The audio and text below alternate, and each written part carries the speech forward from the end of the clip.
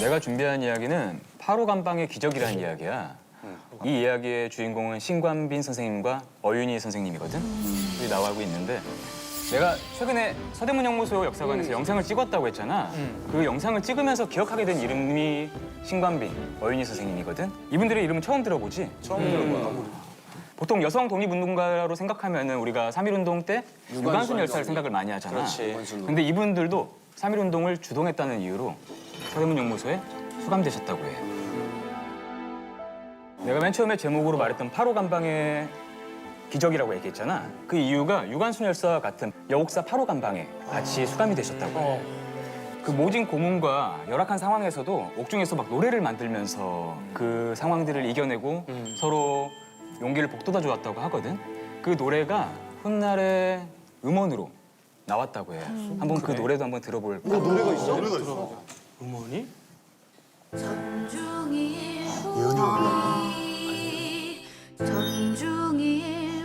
전중일곱이 진흙색 일복 입고 두 무릎 꿇고 앉아 주님께 기도할 때 접시 두 개 홍밥덩이 창문 열고 던져줄 때 피눈물로 기도했네 피눈물로 기도했네 피눈물로 기도했네 대안이 살았다 대안이 살았다 산천이 이동하고 바다가 끓는다 에헤이 네 에헤이 네 대안이 살았다 대안이 살았다 가사가 와 너무 세다. 사실 이분들에 대한 기록은 그 이후로 많이 남아있지 않아. 그리고 광복 이후에 어윤희 선생님께서는 보육원을 설립하셔서 돌아가실 때까지도 보육원을 봉사를 하면서 끝까지 나라를 위해서 고생하시다가 가셨다고 하거든.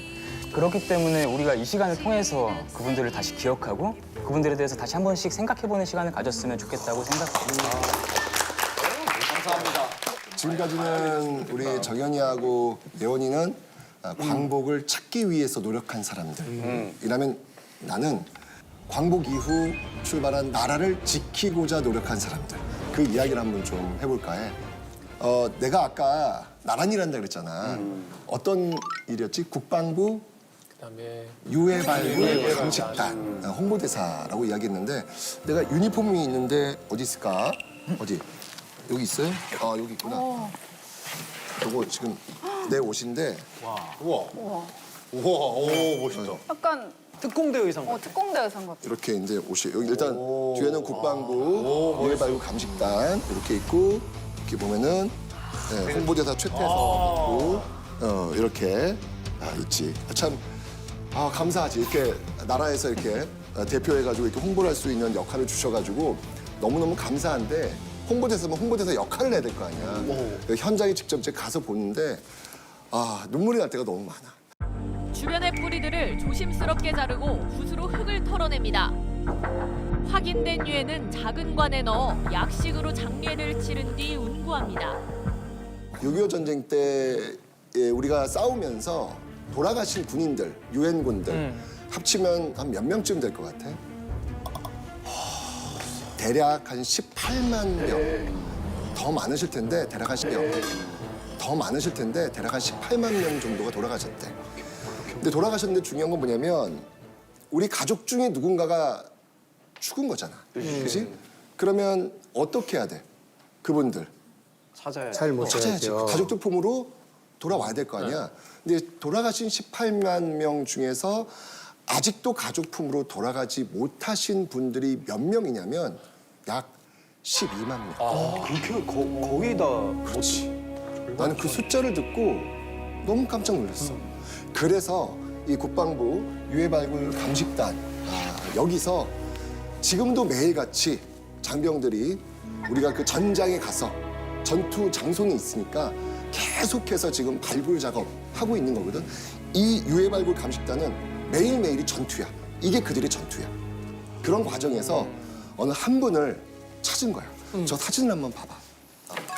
자, 이 사진을 한번 보자. 철모다. 철모자가 저 사진을 보면 왼쪽에 보면 지금 어떤 자세인지 알아? 이렇게 꼬꾸라고 그렇지. 이게 지금 총을 쏘고 있는 자세야 지금. 그래?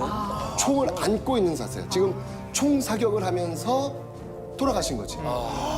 근데 돌아가신 근데 이분은 지금 보면 알겠지만 지금 계급으로 볼 때는 현재 한 상병. 상병이 되고 지금 총을 안고 계시고 지금 실탄들 보이지 지금 실탄들 보이고 저기 지금 만년필도 지금 있어 만년필 그런 어떤 흔적들이 보이고 있는데 사망 원인을 좀 추적해 보면 그 옆에 사진 좀 확대해 볼게. 아, 철모에 철모에 지금 뭐가 있어? 구멍이 났네. 그리고 그 옆에 철모가 벗겨진 거잖아. 그리고 머리가 있는 거야. 지금 보이지?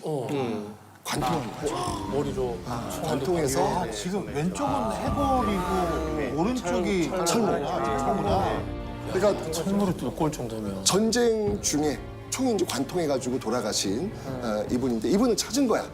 예, 발굴해서 이분을 찾은 거야. 그래서 이분을 가족품으로 돌려드려야 되는데 수선을 했다. 인식표가 없어. 그때는 이제 인식표가 있는 군인도 있고 없는 군인도 있었거든. 이게 일관적이진 않았거든. 그러니까 찾을 방법이 없는 거야. 근데 어쨌건 간에 이번 돌려보내야 드려야 되니까 가족들을 계속 수소문해. 그러다가 돌아가신 가족이 돌아오지 않았습니다. 찾아주세요라고 했던 그 가족들 중에서 유전자 감식을 해. 감식을 해가지고 드디어 70년 만에. 찾았어 그래도. 70년 만에 그 유전자 감식을 통해서 찾은 거야. 이분이 이때 이 나이가 몇 살이었냐면 24살. 와 그것도 다 알아? 24살인데 놀랍게도 이때 5살 딸하고 3살 딸이 있었던 거야. 아빠야 아빠. 전쟁이. 두 딸을 둔 아빠가 총을 부여잡고 돌아가신 거야. 그 딸이 나는 눈을 감을 수가 없었대. 아빠가 어렸을 때 그 사줬던 그 오징어가 그렇게 기억이 남는데. 그래서 아빠를 한번 좀 꼭 좀 만나보고 눈을 감는 게 꿈이었는데 5살 딸이 75세 할머니가 되어가지고 만났어. 그런 생각이 드는 거야. 아, 어느 가정에선 어떤 딸이 아버지를 잃어버리고 만든 세상 속에 내가 살고 있는 거잖아. 너무 미안한 거야. 어느 가정의 불행이 나의 생존과 연결되고 있다는 사실이 너무 미안한 거야. 그래서 이 모습을 보면서 아, 이분들 12만 명, 이분들을 모두 가족품으로 돌려드리는 것, 그게 대한민국이라는 나라가 존재하는 이유가 아닐까. 국방부 유해 발굴 감식단은 계속해서 그 일을 해야 되는데 제일 중요한 게 뭐냐면 지금처럼 보면 알겠지만 유전자 이게 매칭이 돼야 돼, 매칭이. 그래서 8촌 이내에 혹시 6.25 전쟁 때 돌아가신 가족이 있으시다면 전화를 꼭 좀 해줘. 어떤 전화번호 어디서 하면 어렵지 않아. 1577 5625. 5625. 1577 5625. 전화만 걸면 어디 갈 필요도 없어. 직접 이분들이 오셔가지고 여기 솜으로 이렇게 유전자 감식 긁어가지고 그걸로 매칭하는데 지금 저렇게 기다리고 있는 분들이 너무 많아. 발굴이 지금 되고 있는데 매칭이 안 돼가지고 계속 계시는 분들이 많으니까 1577 5625로 꼭 전화해서 반드시 가족으로 돌아갈 수 있도록 해주셨으면 좋겠습니다. 자, 의미가.